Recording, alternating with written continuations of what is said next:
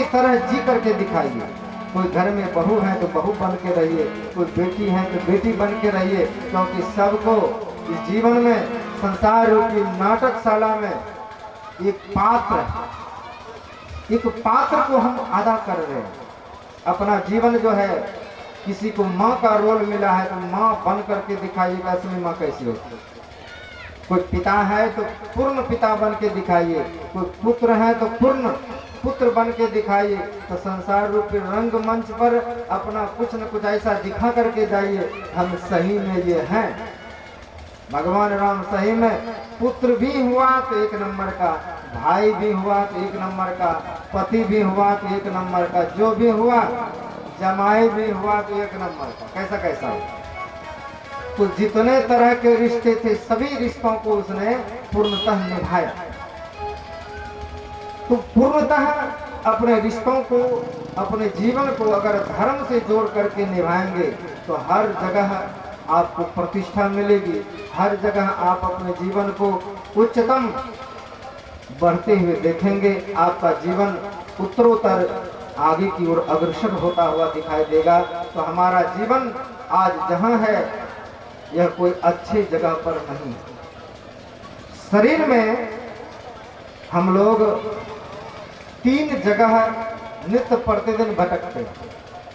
जागृत अवस्था में आंख में रहते हैं, स्वप्न अवस्था में कंठ में जाते हैं, और सुसुप्ति अवस्था में हृदय में उतरते हैं। तो आत्मा जीते जी इतना भूत के तरह रहता है। जब जागृत अवस्था होती है तब 14 इंद्रियों के संग में, और 14 इंद्रियां इसको परेशान करते रहते हैं। जब सोने के लिए जाते हैं तो 10 इंद्रियां छुट्टी, 4 अंतःकरण फिर भी पड़ी रहती है, मन बुद्धि चित्त अहंकार। और स्वप्न में भी ये चारों इंद्रियां दुखी करता है, इसलिए स्वप्न में भी डरते हैं, स्वप्न में भी भय होता है, स्वप्न में भी तरह तरह के हम दुख से दुखी होते हैं। और जब गहरी निद्रा में जाते हैं तब भी जीव के साथ एक इंद्रियां संग में जाती है, उसका नाम है चित्त। जो हमको पता चलता है कि आज मैं बहुत आनंद पूर्वक सोया। और जब ध्यान में, मेडिटेशन में उतरते हैं और बहुत गहराई में आप चले जाते हैं, तब आपके साथ कोई नहीं रहता है, ना मन रहता है, ना बुद्धि, ना चित्त, ना अहंकार। आप अकेले होने को होते हैं, और अकेला होना यही ध्यान है कि हमारे साथ कोई भी ना रहे, तंग करने वाला। इन तंग करने वाले चारों अंतःकरण इंद्रियों से भी छुटकारा मिल जाना ये ध्यान से संभव होता है। और ध्यान में साधक आगे बढ़ता है, ध्यान में साधक उच्चता को प्राप्त करता है, ध्यान में साधक अकेलापन का आभास होता है। तो उधर जाने के लिए परमात्मा की भक्ति, तो परमात्मा की भक्ति जिस भागवत को सुनने के लिए हम लोग उपस्थित हुए हैं, इनको सुनते सुनते जीवन में भक्ति प्रदान होगी, अपना ज्ञान मिलेगा, त्याग होगा, वैराग होगा, और अंत में जीव जहां से आया है उस तरफ गति होगी, उस तरफ लौटना होगा। क्या वो परमात्मा है कैसा जिसके लिए हम लोग इतना व्याकुल होते हैं, जिसको पाना चाहते हैं? देखिए, सीधा बात ये है, जितने मनुष्य हैं सब उसी परमात्मा को चाहते हैं, सब उसी से प्रेम करते हैं, सब उसी को चाहते हैं, बल्कि दिशा गलत हो जाती है। चाहना उसी की होती है, शाश्वत सुख, शाश्वत आनंद, लेकिन दिशा है कि आंख किसी रूप में फंसा देता है कि एक बार इसमें देख लो सुख है कि नहीं, कुछ दिन के बाद मन को पता चलता है इसमें नहीं है, फिर दूसरे रूप की ओर इंगित करता है। तो हम चाहते परमात्मा को हैं, लेकिन ये इंद्रियां फंसाते जाता है संसार में। इसलिए आंख बंद करके ध्यान की प्रक्रिया है। इन तमाम रूप और नाम से ऊपर उठ के हम उस परमात्मा को जानने का प्रयास करें जो नाम और रूप से रहित है। ऐसे परमात्मा भगवान व्यासदेव जी महाराज भागवत के प्रथम श्लोक का प्रतिपादन करता है। सच्चिदानंद रूपाय विश्वोत्पत्त्यादि हेतवे तापत्रय विनाशाय श्री कृष्णाय वयं नमः। सच्चिदानंद रूपाय का परमात्मा कैसा है? सत चित आनंद का। जैसे हम लोग अपने बेटी का वर ढूंढने जाते हैं, क्या देखते हैं पर? तो देखने सुनने में मेरी बेटी का अनुरूप हो, सुंदर रूप हो। तो कहा बहुत सुंदर रूप हो और कोई काम न करे, ऐसे रूप वाले से ब्याह कराना चाहेंगे बेटी का? एक तो सुंदर रूप हो, दूसरे में काम बहुत अच्छा करता है। का बहुत काम अच्छा करता हो और स्वभाव ठीक ना हो, मारपीट करे, गाली गलौज करे, शराब पिए, गांजा पिए, ये तमाम तरह के दुर्गुण हो उसमें, जो शराब पी के आए और मारते पीटते तंग करे।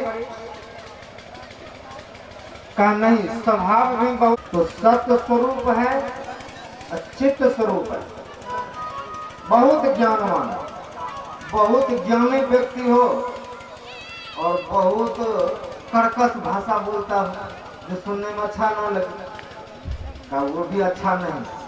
ज्ञानी हो लेकिन माधुर्यता, जीवन में माधुर्य हो, ऐसी माधुरी वाणी बोले, इतना सुंदर वाणी बोले, सत्य भी बोले और सुहाता हुआ वचन बोले। सत्य तो हो लेकिन सुनने में अच्छा लगे। कि कीचड़ में क्यों गिराना चाहते हैं? जा रहा है तो इसको जाने दीजिए। यम प्रवजंतम मनोपेतम, जो जा रहा है उस परमात्मा की ओर, अब उसको मत लौटाइए संसार में, इस कीचड़ से उसको बचा लीजिए, जाने दीजिए। कहते ऐसे जो माँ के गर्भ से ही, संत कबीर साहब कहते हैं, सुखदेव आचार्य गर्भ से ही क्या था? माया के डर से, गर्भ से माया त्यागी हो। सुखदेव ऐसे आचार्य हुए जो मां के गर्भ से ही माया को त्याग करके जन्म लिया। और कहते हैं कि ऐसे जो यम प्रवर्तम है, जो जन्म लेके भी अपेक्षित कार्य भी नहीं करने दिया और सीधे निकल पड़े, ऐसे संत जो हैं, ऐसे गुरुदेव जो हैं, ऐसे भगवान जो हैं, मुनिमान को, इसमें ऐसे मुनियों को मैं नमस्कार करता हूँ, उसको प्रणाम करता हूँ। ऐसे प्रणाम करने योग सुखदेव गुरुदेव हैं। तो जाते जाते कहते बेटा लौट जा। सुखदेव जी कहते हैं कि मैं बहुत जन्म दुख में बिताया। गुरु महाराज भी लिखते हैं, पशु पक्षी कृमि आदि योनि में भरना बहुबार हो। कितने शब्द सुनाए? पशु पक्षी कृमि आदि योनि। आदि का मतलब यह है जितने तरह की योनियां। तो गुरु महाराज परमात्मा से प्रार्थना करते हैं, हे परमात्मा, मैं पशु योनि में भी रहा हूँ, इसलिए दोबारा हमको पशु योनि में अब मत जाने देना। पक्षी की योनि में रहा हूँ, इसलिए पक्षी की योनि में मैं नहीं जाना चाहता हूँ। कीट पतंग की योनियों में रहा हूँ, इसलिए अब इतनी दया बख्शो, इतना भक्ति बढ़ा दो तो मैं इस योनि में अब मैं ना जा सकूं, आपके चरण शरण में रहूं। मैं भर में बहुबार हो, बहुत बार मैं इस योनियों में भटका हूँ, इसलिए हे परमात्मा अब मेरा कल्याण करो। तो कहते हैं पिताजी, एक बार मैं आपका बेटा बना, तो आप बेटा बेटा कहते कहते यहाँ तक चले आए। सिर्फ एक बार बना हो, ना जाने आप कितने बार बने होंगे। मैं पूर्व जन्म में बहुत तरह की योनियों में रह करके देखा हूँ। कहते हैं बेटा तो अभी कभी तुरंत ताजा जन्म लिया और निकल पड़े हो, पूर्व जन्म को कैसे जानते हो? का पूर्व जन्म में मैं एक गधे की योनि में भी रह के देखा हूँ। का वो कैसे? कहा एक योनि में मैं गधा था और वह भी एक धोबी का गधा। दिन भर वो मेरे पीठ पर कपड़े देते, घाट पर जाकर धोते, दिन भर में खेत में चारा चरता, फिर शाम में उधर से गट्ठर बांध देते, फिर घर लेके आता। बारिश का समय एक बार पीठ पर बहुत बड़ा गट्ठर था और चलते चलते अचानक पांव फिसल गया और नाले में चला गया, पूरा शरीर नाले में धंस गया। तो धोबी इतना निर्दयी था कि अपना वस्त्र मेरे पीठ पर से उतार लिया और मुझको उसी कीचड़ में छोड़ दिया। थोड़ा बहुत कोशिश किया कि निकल जा, ना निकले तो पीठ पर लात दे करके भी पार हो गया कीचड़। अब जो कोई लोग आता था पीठ पर पैर रख करके पार हो जाता था। इतना निर्दयी जी उस नाले में 10 दिन 20 दिन तड़पता रहा, सड़ गया, कीड़े पड़ गए और उस हालत में शरीर मेरा छूटा है। मैं देखा हूँ संसार में रह करके बहुत दुख होता है, बहुत तकलीफ का मैंने सामना किया उस गधे के शरीर में।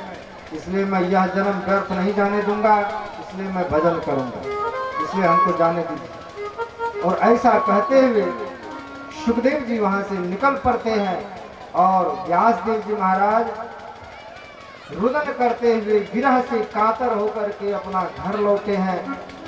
तो सुख जी महाराज कहते ऐसे जो मेरे गुरुदेव हैं जो माँ के गर्भ से ही माया त्याग करके निकले थे, ऐसे गुरुदेव को मुनिमान तस्मी, ऐसे मुनियों को मैं नमस्कार करता हूँ।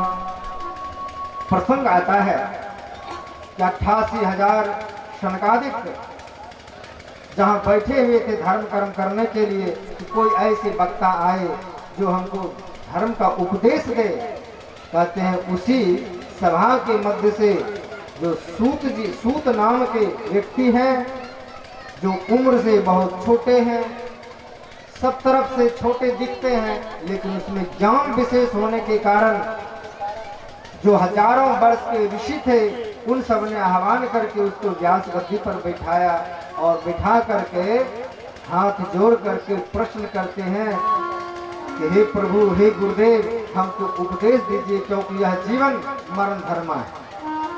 काल प्याल मुख ग्रास त्रास निर्नाश हेतवे तापत्र विनाशाय श्री कृष्णाय वयं नमः। काल प्याल मुख ग्रास त्रास निर्नाश हेतवे, काल रूपी ब्याल के मुख में पड़े हुए हम जीवों को क्या करना चाहिए, इसके उद्धार के लिए क्या करना पड़ेगा। यह मृत्यु लोक है और मृत्यु लोक में हम सब जीव काल के मुख में पड़े हुए, और काल के मुख में पड़े रहने पर भी काल कहते हैं सर्प को काल ब्याल, भुजंग सर्प का नाम। कहते ऐसे जो सर्प है उसके मुख में जैसे कोई मेढक है, एक पैर चला गया है मुख में फिर भी वो टर टर छोड़ता है, दूसरा पैर भी गर्षित कर लेगा फिर भी वो टर टर की आवाज करेगा, आधा शरीर गर्षित कर लेगा फिर भी वो बोलेगा, आधा से और विशेष पौने भाग उसका शरीर गर्षित कर लेता है फिर भी मेढक टर टर ही करता है। जब तक सर्प अपना मुंह बंद न कर ले गर्षित करके, तब तक वो टर टर करते रहता है। कहते उसी तरह हम लोग जो हैं, जो जितने उम्र के हैं उतना समझिए काल गर्षित कर चुका। सरसरती इसी तंतारा, जैसे सांप है, सांप जब ससरता है और हाथ में उसको लीजिए तो सांप से जैसा ठंडा कुछ भी नहीं है, सांप से जैसा कोमल कुछ भी नहीं है। का जितना वो कोमल छूने में लगता है, जितना शीतल लगता है, उसका डंक उतना ही विपरीत है। का संसार भोगने में बहुत अच्छा लगता है, संसार का चीज छूने में अच्छा लगता है, खाने में अच्छा लगता है, लेकिन जब संसार डंक मारता है, यह डंक अच्छा नहीं होता है, बहुत बुरा होता है। तो संसार को सांप की तरह बताया गया है कि जैसे हमारी आयु निस्दिन बीत रही है, जैसे मेढक छन छन थोड़ा थोड़ा तिल तिल करके सांप के मुंह में जा रहा, फिर वो बोल रहा है। जिस दिन पूरा मुंह बंद हो जाएगा, जिस वक्त मेढक भीतर गया तभी मुंह बंद होता है। कहते उसी तरह अगर हम 40 के हो गए तो 40% शरीर आपका काल ग्रसित कर ले, फिर भी बोल रहे हैं। किसी का 80% सांप के मुख में चला गया, और जब तक मर नहीं जाएंगे तब तक हम ये टर टर करेंगे। ये कब तक बंद होगा? जिस दिन पूरा बंद नहीं कर लेगा। तो संतों की दृष्टि में हम सांप के मुख में पड़े हुए मेढक के तरह। तो जैसे सांप के मुख में मेढक पड़ा रहता है, बोल रहा है, और उसके आगे कोई कीड़ा आ जाए टपाक से खा लेता है, तो हम तो स्वयं सबके आहार बने पड़े हैं काल के, लेकिन हम भी दूसरे का आहार कर रहे हैं। इस संसार में ऐसा कोई नहीं जो आपका मौत ना हो, सब आपकी मृत्यु के समान है, सब काल के रूप है। जो कुछ भी दिख रहा है सब काल के रूप में। भजन नहीं करने वालों के लिए सब मृत्यु में है, और भजन करने वाले के लिए सब में भगवान है, दोनों का बात बराबर है। तो काल भी सब जगह है, समय भी, जहाँ तक समय है वहाँ तक आपकी मृत्यु है। और भजन करके आप समय से परे जा सकते हैं। देश काल कहना ही, देश और काल से परे भजन करके जाया जा सकता है। और बिना भजन के आप इस देश में काल से ग्रसित होकर के जी सकते हैं। तो काल प्याल में रहते हुए जीव जो कुछ भी है वह काल के स्वरूप हैं, चाहे वो खाना पीना भोगना जो कुछ भी है, एक दिन यही काल साबित हो जाता है। तो हमारे लिए काल प्याल है। इस काल प्याल के मुख में पड़े हुए रहने वालों के लिए क्या आदेश है, हे गुरुदेव आप बताएं। क्योंकि जीव अगर संसार में आकर के अपने गुरुजनों को रिझा ले, अगर स्वर्ग का कोई वस्तु मिल जाए, कोई पारस मुनि मिल जाए, तो उनसे जो कामना करेगा, लोहा में सटाए तो वो सोना हो जाए। तो ऐसे जो स्वर्ग के कल्पतरु हैं, उनसे जो मांगे वो चीज मिल जाए। लेकिन कहा आपके जैसे गुरुजन अगर प्रसन्न हो जाए, योगियों को भी दुर्लभ है वह मिलेगा। भगवान श्री कृष्ण के गुरु गार्गाचार्य महाराज कुल गुरु, और उनके गुरु तो संदीपनी जी, लेकिन कुल गुरु गार्गाचार्य महाराज, उनसे जब प्रश्न किया गया कि गुरुदेव बताएं जीव के लिए क्या कल्याण का मार्ग है। गंगा पापम शशि तापम दैन्यम कल्पतरुस्तथा पापम तापम च दैन्यम हंति साधु समागमः। कहते हैं गंगा जी किसी के पाप को थोड़ा देर के लिए दूर कर देती, गंगा पापम। शशि तापम, बहुत आप ताप से, दिन भर के ताप से दुखी है, तो चंद्रमा उदय लिया हो तो उस चंद्रमा की रोशनी में बैठने से आपका वो ताप हरण करता है। और दैन्यम कल्पतरुस्थता, जो कल्पतरु है वह दीनता को हरण करती है। लेकिन कहते हैं अगर जीवन में सच्चे संत सदगुरु मिल जाए कि तीनों चीज एक साथ आपका नाश कर दे।